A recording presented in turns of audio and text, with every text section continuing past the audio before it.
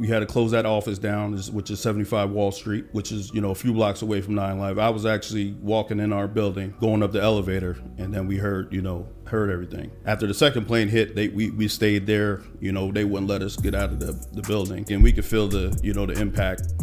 So it was real scary.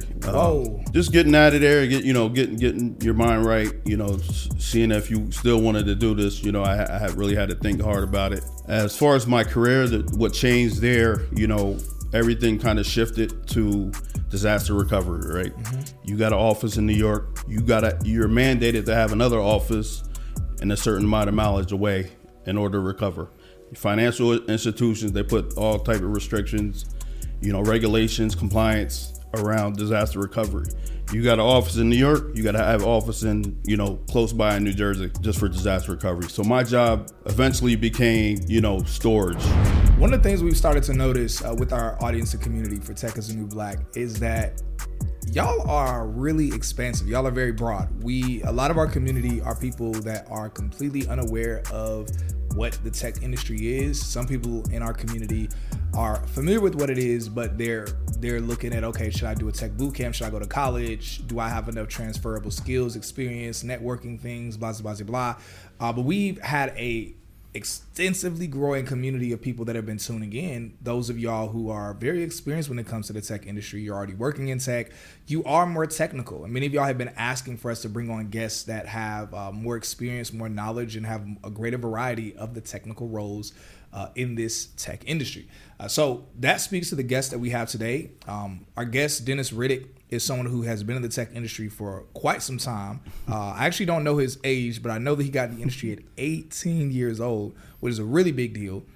So definitely looking forward to allowing y'all to basically just tune into our conversation as he's unpacking a lot of his experiences, his knowledge, his wealth of knowledge and wealth of experiences in this industry. So Dennis, bro, thank you so much for being on here for Tech is the New Black. Absolutely. Yeah, I like what you're doing here, and I appreciate being a guest. So absolutely, man. Yeah, definitely, dude. You came suited and booted with the dress jacket, dress coat. We in Atlanta. I had to step it up a little bit. I'm not from here. So. Where are you from? I'm from a small town, Allentown, Pennsylvania. That's at it's north of Philadelphia, like towards the Poconos, that area. Okay.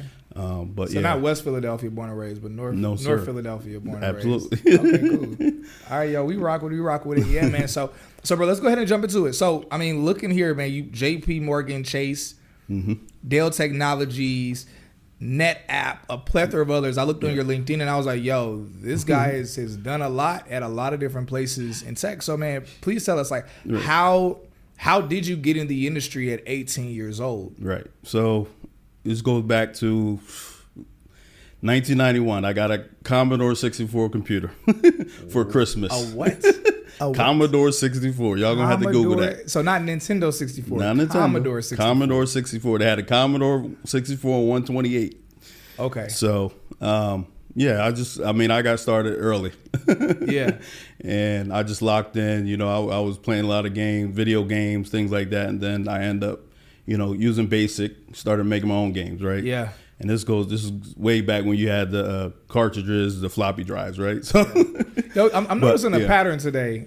I feel like is this the third person that mentioned video games and how that's lit? Yeah. Like, yo, there's something in the sauce. Look, for those of y'all who have kids, your kids playing video games, don't tell them to get off the video games. Show them how to make their own games, or give them something either. Show them how to make their own game, or hack games, or something, because y'all can end up like our guest here, Dennis. But go ahead. Yeah. So that's where I started. In high school, we didn't really have computer classes. I took a couple of typing classes, and they came to me like, you want to get involved with computers, and I was like, yeah, definitely. So since then, once I graduated high school, I actually started working at a local college, Northampton Community College, basically just fixing computers, doing it for free. I didn't know, that to get paid for it, but it was just, I went to school there, I ended up playing basketball there, community college, but I got involved with basically fixing everything, fixing all their computers. Yeah. I left there, went to another college. Basically, it was a hands-on type of deal where, we're just, we learn Linux, we learn Windows, just the basics. And then from there, I actually got a job with a company called Lucent Technologies. They're a spinoff from AT&T. Okay. They created the chips for, all the phones, right? So so all the chips that are in our cell phones today, Lucid has started that. Yeah, so Lucent Technologies, correct. Yeah. And they're, they kind of work with AT&T directly. So there I was pretty much, just fixing computers, same deal. We were backing up a lot of, doing a lot of backup servers. I got involved with like Linux, automating like scripting, bash shell, corn shell, those type of things with Linux. From that, basically, I flipped into, that was in Pennsylvania. So after that job, I actually got hired at JP Morgan Chase, downtown Wall Street. Pretty much, I pretty much doubled my salary there, going to New York. I was commuting from Pennsylvania to New York, pretty much on a daily basis. Let me pause there. 9/11 hit. I was directly impacted with that. You jumping ahead. We're gonna touch on that. Right. We're gonna touch on that. You gotta edit that. So we're definitely gonna talk about that. But right now, I just really wanted to focus on like just how you got into the industry at that age. Like what? So I know you had mentioned the computer. The you said Comp 64? Commodore 64. Commodore 64. So you did that. Someone had asked you basically they were like, yo, would you like to mess around with computers, like to do this, this program that they were allowing in your school. Right. And so at that young of an age, so after school, what was applying and interviewing like for you? As far as applying to jobs, I mean, it took a toll on me. I applied to a lot of jobs. I wasn't getting hired. Yeah. But it pretty much built up what I needed to know. So it's a process. You don't get hired at every job. Yeah. You interview. For me, it was part of the process. You got to interview a lot of places just to know what they want. Now you go back and study that. Okay, I don't understand. I didn't get the job, but I'm about to go.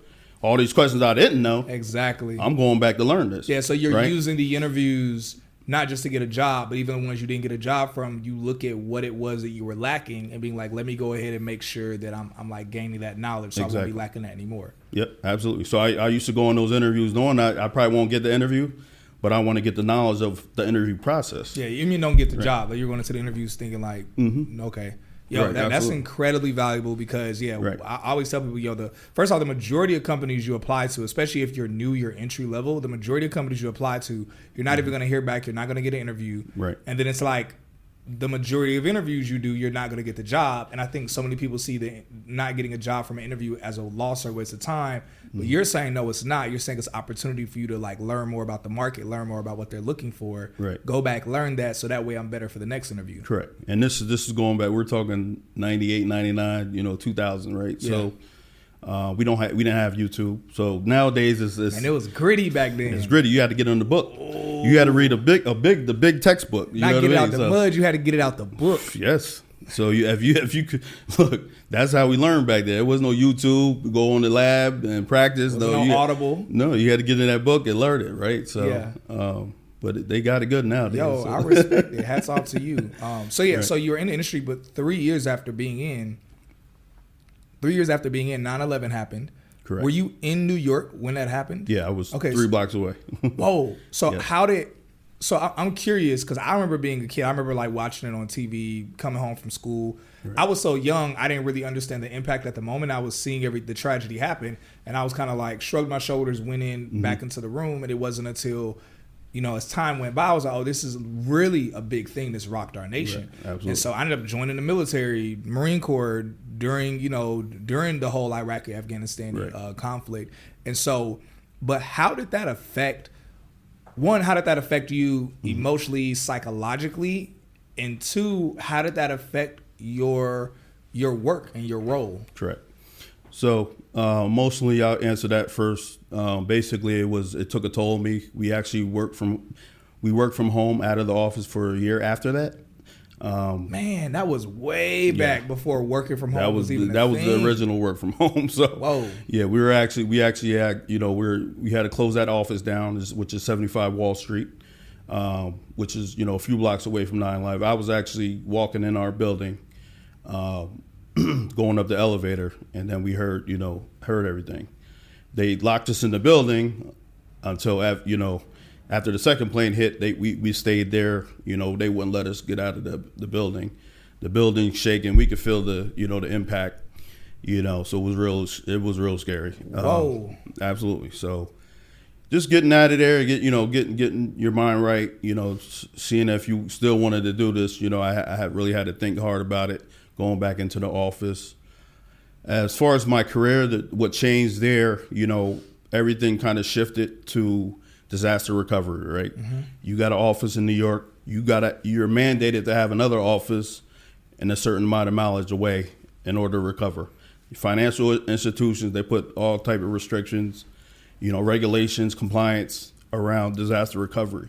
You got an office in New York, you got to have an office in, close by in New Jersey, just for disaster recovery. So my job eventually became, storage, backup, storage, recovery, RPOs, what is storage? I saw that I saw just one of the roles that I saw was data storage. Right. Like, what type of role is that in tech? Like, 'cause I mean, I understand like data being stored. Yes. But what is a job that entails data storage? Yeah, and that's the thing. That's what I want to bring to the table here, because I saw a lot of your interviews. Yeah. But I'm not seeing storage data, which is a key piece. Data's everything. It is, yeah. Data's everything. I mean, network's everything, security's everything. But at the end of the day, if you can't store that data and access that data within split, millisecond time, you don't have a good application. That application, the storage basically controls everything. Mm-hmm. That's where you're storing your data. So where my job is, me starting out as data, you want to see, how long, you need fast access to storage, especially financial applications, anything to do with, now it evolved the more internet, applications, right? So you have anything, applications on your phone, right? That stores data. Facebook, your pictures you upload that picture to Facebook, to a server. Yeah. That needs to get replicated to a different server, and it needs to be accessed quickly. Yeah. You click on that picture, you want it to come up right away. That lives on storage. Yeah. So I'm familiar with, so obviously a lot of people hear storage and it's like, okay, there's the storage that's on your direct device. Right. Then of course there's storage that you can put maybe in like some type of like file or something that holds storage, but we're talking about like big storage. Right. So we're familiar with AWS, Azure, and what's the other one? It's escaping me right now. AWS, you got Azure, Google. and Google. Yeah, GCP, thank you. right. Yeah, thank you. So when you're speaking about data storage, I guess how does it relate to those cloud platforms? Right. So initially, storage is just you have a storage server, like the NAS. Physical things, right? So it's like a mainframe, right? But it's filled with drives. You access that through fiber channel or network, which is NAS, and then you have SAN. So basically, the difference from a storage array to cloud storage is kind of the same deal. Like you have a cloud, even though it's cloud, you have a data center, right? Yeah. You have a data center, you have storage in that data center that you're serving to AWS application, EC2 instances, anything that needs to access storage, or you need to back it up, things like that. That's the same thing. Like they say cloud, but I've worked for Equinix. They're a cloud provider. They've been since forever, right? Technically, they're a cloud. There's they're hosting storage, or they're hosting servers in your network devices. That's the cloud. You're just renting it from them. Nowadays, you have AWS, which has tremendous data centers. You have Azure, Microsoft. They have tremendous data centers. They store everything there, and then they, right now it's just more applications, things like that need to access it, and they have their own regulations, things like that. You have government regulations. You have HIPAA, healthcare. So you have to comply with all their applications in order to host servers in the cloud. Yeah. So that's really only big difference from storage, on-prem opposed to in the cloud storage, like an S3, S3 bucket. Hey y'all, we have some incredible news that I'm super excited about to finally announce our private tech community. Yes, you heard that right. a private tech community exclusively for you all who want more than just a podcast. You want more than just the FAQs. You want to talk with tech recruiters. You want to talk with hiring managers. You want to talk with coaches. You want to talk with people that can help with editing and rewriting your resume. Maybe you're somebody where you just want to be a part of a community where we're talking about updates of what's happening in the software industry. Y'all, this community that we've launched is also going to involve a Discord where we're going to be talking about updates in tech. We're going to be talking about companies that are hiring. We're going to be talking about upcoming tech events. So that way you don't have to miss any of the gems that I know, but not even just what I know, but the gems that friends of mine that are also in the tech industry know as well. So if you want to be a part of that community, go ahead and sign up so that way you can join us. We have a few different tiers. Ultimately, it's all tuned in for you. Oh, and last thing, also within this community, we're going to be streaming all of our interviews with our podcast guests. So instead of you having to wait months to watch the videos later on, you will actually be able to watch the interviews in real time and ask your live questions to those guests. So make sure you join our tech community. So we talked about how I want to because I really want to kind of dive in more on what happened with 9/11. So obviously we know the event that took place. Right. Did that have any effect, aside from the work from home, did that have any effect in terms of business structure or other things when it came to the tech companies or tech? Because again, at my age, I wasn't able to see what happened. I was able to see with the pandemic, how that rocked the nation. I mean, that rocked the world, but I was able to see how that rocked the nation and how that transformed the tech industry and work. And not just work, but just the entire market. It shifted everything to where people stopped wanting to work. So then it became a employee market. Right. And so I guess what impact shifts did it cause aside from the temporary work from home? Was there something else that took place during that? Well, I mean, from a business aspect, I mean, like I said earlier, you had a lot of compliance regulations. Yeah. So a lot of security regulations. Everything had to be encrypted, in flight. Like if you have an application that needs to access a database, all that data that you're inputting into an application, database server, all that data needs to be encrypted. It needs to be backed up. You have recovery time objectives. If the application's unavailable, you need to be able to have it. There's certain applications where it's 99.9% uptime. Yeah. Right. So those are some of the things that came out of 9/11 as far as accessing data, when's it available, how's it available, and then pretty much just working with, the compliance, issues. Right. You definitely have to be able to access that data in a certain period of time, if you lost a data center or if you lost your application. Man, that makes a lot of sense. I mean, because, one, people don't realize, so everyone's familiar with Amazon. And talking about just the value of data, people don't realize that AWS, which is Amazon Web Services, they're a sister company to Amazon. AWS is Amazon's biggest moneymaker. AWS makes more money than Amazon's store. Everyone knows about Amazon's store, but their real money isn't that B2C. Their real money is that B2B with their cloud. Right. And so I'm pretty sure it's pretty similar. I can't speak exactly in that same level of comparison, but I'm pretty sure numbers wise, it's similar with Azure, with GSP. And so it's like, man, these are really big deals. And it's like we ask questions like, okay, well, why is data so valuable? Right. Yeah. So, I mean, AWS, that's huge. I mean, Microsoft Azure is catching up, but I think AWS pretty much has a stronghold on the cloud industry. Yeah. I mean, I'm certified. I have 3 certifications in Azure. AWS. I have 5 in Azure. So I have cybersecurity, I have architect, and then I have the professional for AWS. So I kind of know the difference. I did it that way. Some people say, okay, well, you should just focus on one to get certified, right?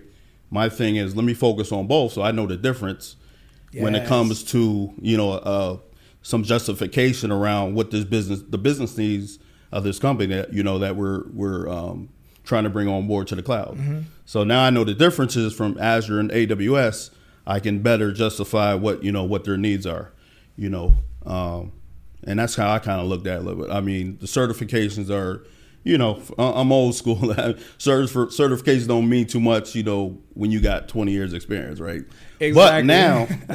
But now it's like, okay, well, you got certifications. Okay, well, you kind of know what you're doing. Even though the experience, I feel like experience, experience definitely trumps it. Experience trumps it, but it definitely shows that you're willing to go out and learn this, this tool, whatever it is. You could be a CCNA, you could be AWS, Azure, architect, engineer. There's so many different things. Like you could pre-sales. Yeah. So I did a lot of pre-sales work for Dell EMC. Okay. I did, and there's obviously a storage company. Yeah. They took off in the early 90s, 2000s.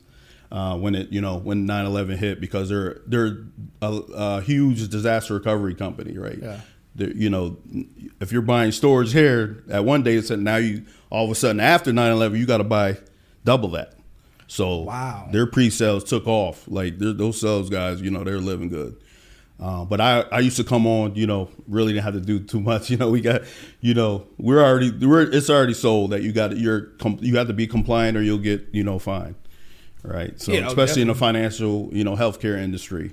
So, and then my thing is, I instead of working for tech companies, I kind of work more, for MSPs, right? Because you're not dedicated. So you say you work for Microsoft. Yeah. You're selling all Microsoft products, right? Yeah. Now MSP, you could sell Microsoft, you could sell Linux, you could sell Dell, EMC, all these different products. So you're not boxed in. You're not boxed in one app. Yeah, you're not. So it's that's beautiful because then that I'm sure that increases the volume of actual sales, because now if someone's like, oh yeah, I don't want that Microsoft product, it's like, cool, we got something with, I think you mentioned Linux. Correct. It's like, oh, we don't want that. It's like, cool, we have this. So it's like it allows you to like capture people that might not want something from one company, but they prefer the product or tech from another. Correct. Yeah, absolutely. So that's fire. So speaking of, you worked at IBM as well. That's the long story. Yeah. But we got time. We can talk about it. Yeah. So actually, not long. Go ahead. Yeah.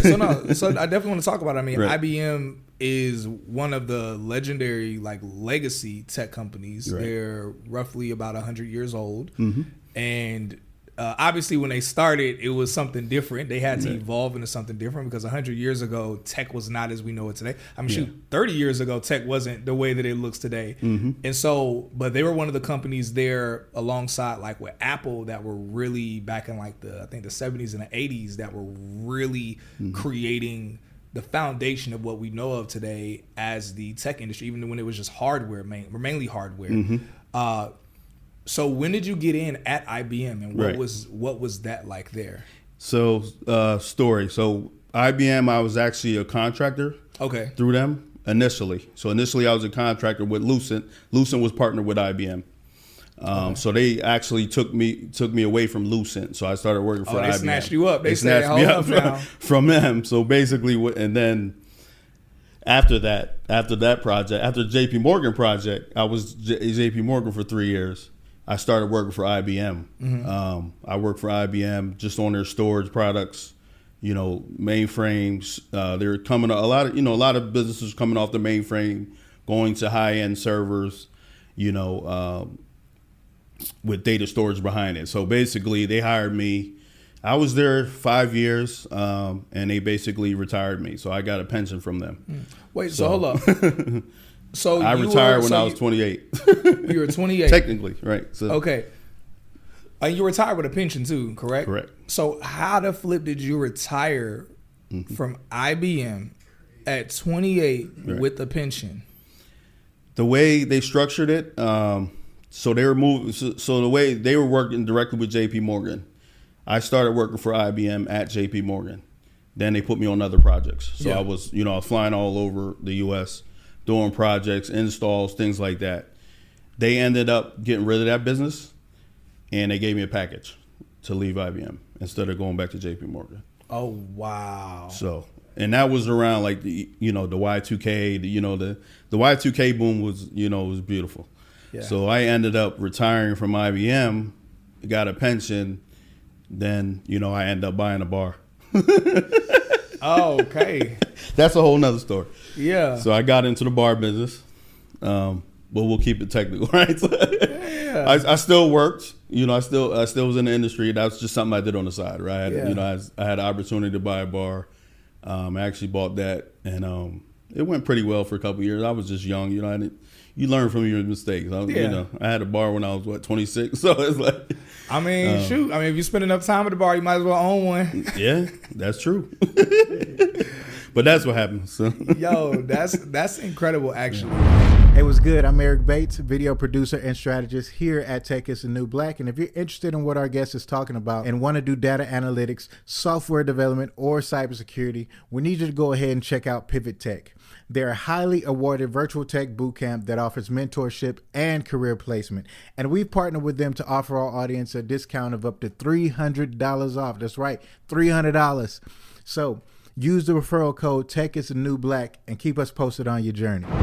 Man, look, I hope those of y'all in the Patreon community are gaining some value from this.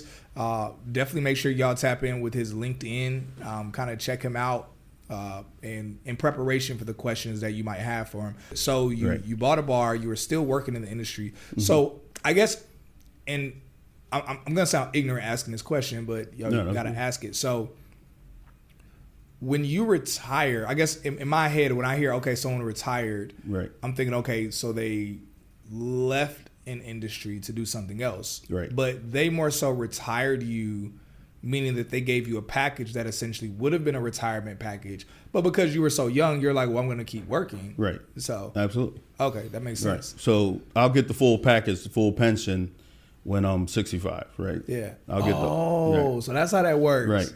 So I'll get the remainder of the whole pension at, retirement age. Oh, it's either 60 or 65. I have to look into it. It's through Fidelity. Yeah. You was like, man, that's a whole lot of years between 28 and then. So I figure it out when I get older. Exactly. So I ain't even, not even really looking into it, but yeah. Hey, that's nice. You already got a retirement package. No matter what you do, you got one waiting on you. Right. Must be nice. got in there early, so yeah. So got lucky. So you got that set up for you when you're 65. How old are you now? I'm 47. Okay, 47. Okay, yeah, you got a minute. Yeah, you got a good minute. Yeah. So and man, dang. So between 28. So what's been happening between 28 and 47? Aside from the bar, right? That's it's something in this liquor. Song popped in my head. But aside from the bar, right? What's tech-wise, what have you been doing between 28 and now? Right. So since then, it's been around converged infrastructure, which converged infrastructure is storage, compute, and networking in one rack. Right? Storage, compute, networking in one rack. Right. So it's basically, instead of going out and buy servers, storage, and the network equipment, it's all in the converged infrastructure in one unit. Yeah. One rack unit. So we started doing that early, probably like 2012, for a company called Dell. They had a couple products, Y'all might or might not have heard of Dell.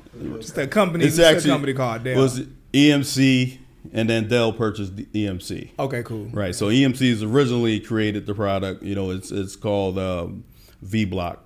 So they essentially had, instead of you going out and purchasing all these support contracts through 3 different companies, you would go to Cisco, you would go to IBM, to buy your servers. Then you would go to Dell, EMC, HP, Hitachi, the big ones, NetApp.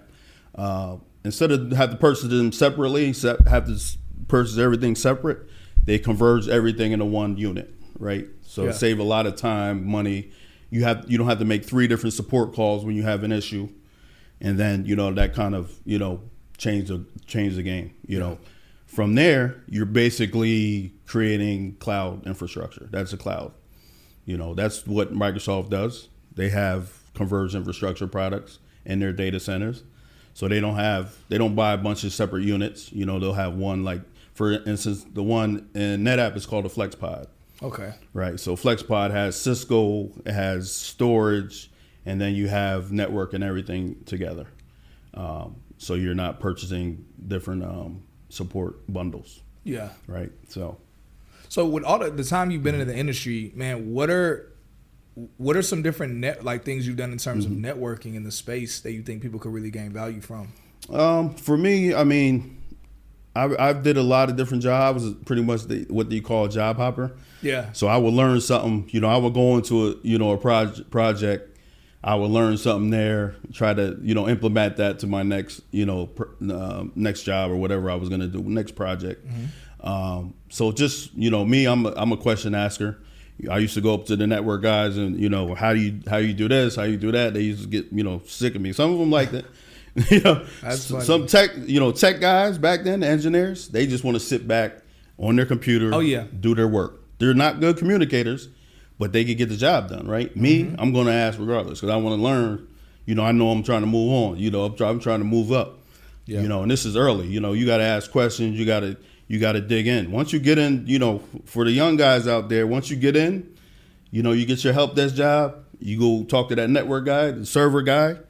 You look at, the support tickets. Even though the ticket's not yours, you go look at those support tickets, figure out what the resolution was for the support tickets. The issue was a resolution. This is how you gain knowledge. You go through them tickets. That's what I did. I used to go through tickets. Oh, how they fix this? You know what I mean? And then I would go to the ticket owner, ask him questions. How'd you figure this out? You know what I mean? They can say no. We this is out your realm. Yeah. Or they can say okay, well this is how we did it, Dennis. And I met some good guys that way. And then just dealing with different VARs. You ask questions. What are some of the things you're seeing out there in the industry? What are some of the pain points? Things like that. Just to justify back to your business.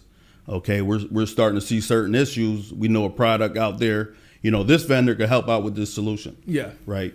That's for me. That's, I just, when I was in the industry like that, in the beginning, I used to just ask a lot of questions. Vendors used to come on site. I, try to get involved, even though I wasn't supposed to be involved. I would get involved with that, so I kind of got myself into trouble a couple of times, but it was worth it. Right. So. So, man, bro, you've done so much in the space. And one of the things I appreciate about a guest like you is that you have a wealth of knowledge, and it's a lot of resources that people really should glean from and learn from. Because a lot of people just want to get in the industry. A lot of people just want to scale, but they don't realize the value of kind of operating like yourself where because again, there's a difference between someone who job hops because they're just trying to jump company to company to get more money, which is cool. Right. But you didn't just do that. You also were absorbing knowledge and experience from each company, being very strategic about it, about what you were learning, and then making sure that, like you mentioned, when you went to another company, that you implemented that to allow yourself to stand out. Correct. And I mean, even now with all of your time in the industry, I mean, you've been in the industry at this point about almost 30 years, going on 30 years almost. Yep. It's like you still have this mentality of, I mean, shoot, you're getting certification. You already have experience, but you still have that mentality to, okay, what more can I acquire? What more can I gain? Yeah. And I think one of the things I'm always telling the community is, hey, y'all, this is not an industry where you just are in it for a few years and you know everything. Right. It's like you have to have a student mentality. You need to be learning. Like whether you're a customer facing role or back end role, you have to have some type of work ethic to where you're fine with constantly learning because even aside from just you working at different companies, I mean, correct me if I'm wrong, even if you're staying at one company, the industry is constantly evolving. The technology is constantly evolving. Right. And if you're not hip to it, then the same way technology replaces technology, you can be replaced by someone who is getting hip to the new things. Absolutely. Yeah. So, and that's, I always stress that. I stress the fact that, even though you're now in the industry, you still want to be able to learn, from different people. You want to learn different technologies around that. Create your own projects, right? You got an issue with something, try to script that out, automate it. If you're doing something over and over again, create a script for that. That way, you're automating, you're saving yourself time, right? For me, I used to create my own projects. Example, when I was learning VMware, which is basically when we started moving servers to virtualized servers, which is VMware.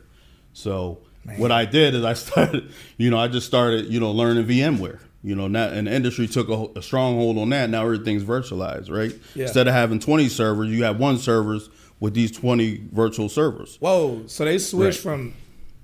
Wait, hold up! I gotta capture this. Yeah. So they switched from 20 servers all the way down to one server. Yes. And you could scale way more. You could probably have 200 servers.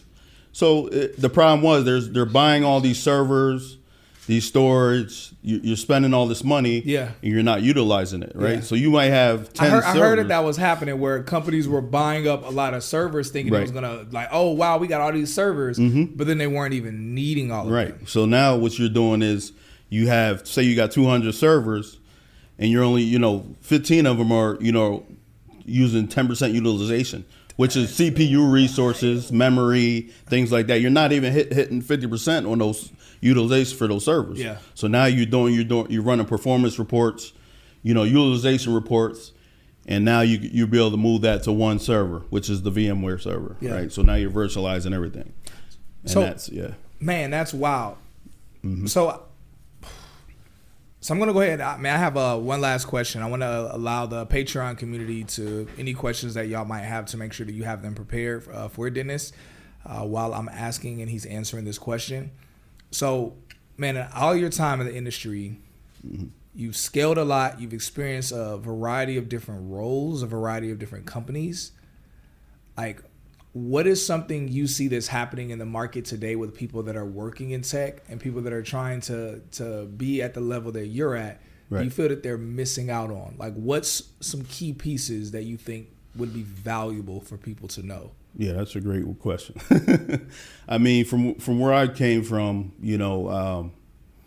I think right now it's a great time to get into tech because you have so many resources. You have YouTube, you have boot camps, you have all these things. I mean, the only thing I really think is missing is collaboration, better collaboration. Like you have the Patreon, you have those things, but I just feel like, one-on-ones, were valuable, right? Yeah. Being able to meet people, seeing them, things like that. I think that's where we're missing. Even though, the world's going virtual, especially after, COVID, everybody got pushed at home, working from home.